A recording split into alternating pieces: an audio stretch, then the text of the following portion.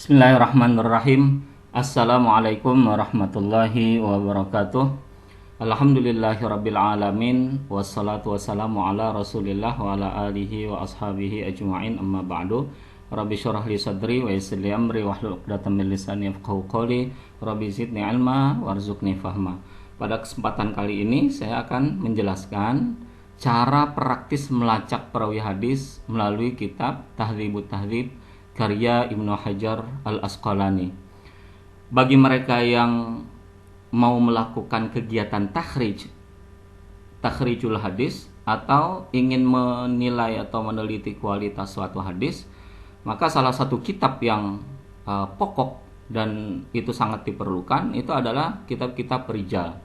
Di kitab-kitab rijal tersebut kita akan menemukan biografi para perawi, guru dan muridnya, penilaian para kritikus hadisnya, sehingga beberapa syarat untuk hadis sahih itu hanya kita dapatkan di kitab-kitab rijal.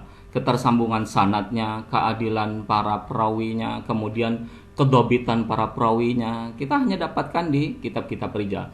Salah satu kitab rijal yang cukup komprehensif, mudah, kemudian juga cukup mendalam, dan itu mungkin akan sangat membantu kita dalam mengetahui para perawi hadis, terutama untuk perawi-perawi yang ada di Kutubut Tis'ah, kitab Sahih Imam Bukhari, kitab Sahih Imam Muslim, Sunan Abu Dawud, Tirmidzi, Nasai, Darimi, Ibnu Majah. Itu para perawi-perawinya akan mudah kita temukan, akan kita dapatkan informasi kaitannya dengan perawi itu dalam kitab Tahdzibut Tahdzib. Namun demikian, karena sedikitnya informasi dalam beberapa, baik itu di tutorial maupun di makalah-makalah segala macam, itu bagaimana cara kita melacak para perawi di dalam kitab tersebut, sehingga bagi mereka yang belum begitu akrab dengan kitab ini itu akan merasakan kesulitan. Karena ada beberapa hal yang perlu kita ketahui di dalam kitab ini, sehingga akan mempermudah dan akan membantu kita nanti dalam melacak atau mengenali para perawi-perawi hadis yang hadisnya itu kita mau teliti. Di bahasan ini selain prakteknya itu, kita juga akan sebelumnya kita akan mengenalkan biografi Ibnu Hajar Al-Asqalani. Kemudian kita akan juga kenalkan kode-kode yang digunakan oleh beliau, dan itu beliau tulis di mukaddimah kitab Tahdzibut Tahdzib ini, sehingga untuk pelacakan-pelacakan berikutnya akan sangat membantu kita. Ya, siapakah Ibnu Hajar Al-Asqalani? Nama lengkap beliau adalah Syihabuddin Ahmad bin Ali Muhammad bin Hajar Asy-Syafi'i Al-Asqalani. Gelar Asqalani dan model penulisan di dalam kitab Tahdzibut Tahdzib. Beliau bermazhab Asy-Syafi'i di bidang fikih dan untuk akidah maupun mazhab Sunni. Lahir di Kairo pada 12 Sya'ban Tahdzibut Tahdzib ini, maka kita dapatkan Hijriah informasi bahwa 1370 kitab Tahdzibut Tahdzib ini adalah kitab yang beliau wafat di Kairo pula pada 22 Hijjah tahun 852 Hijriah atau tahun 1449. Kedalaman dan keakuratan, artinya beliau hidup di abad ke-8 dan kata pentahqiq ke-9 Hijriah. Tahdzibul Kamal dan hadis itu ditulis oleh para mukharrij, para ulama-ulama hadis itu sama dengan kitab Sahihain ketiga. Itu untuk kitab rijal. Paling tidak kalau kitab hadisnya itu adalah Bukhari Muslim, tapi kalau kitab rijalnya kata pentahqiq itu adalah kitab Tahdzibul Kamal antara penulisan kitab hadis dengan untuk kedalaman dan keakuratan kitab rijal yang ditulis oleh. Kemudian yang kedua, beliau mampu menghafal Quran. Termasuk kelebihan dan banyak ini adalah hafal hadis. Ibnu Hajar juga yang menambahkan para perawi baru beberapa yang itu tidak ada di mungkin Tahdzibul Kamal, itu tidak ada.